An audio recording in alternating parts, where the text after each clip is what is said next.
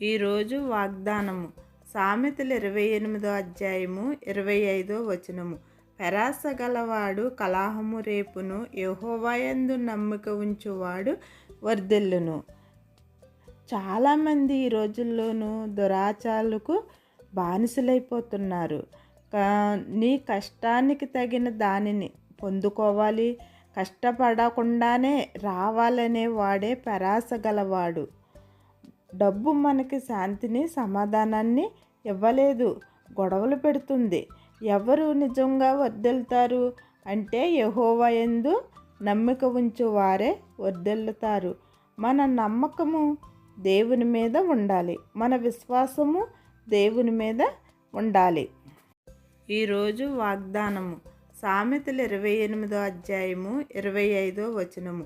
పెరాస గలవాడు కలహము రేపును, యెహోవాయందు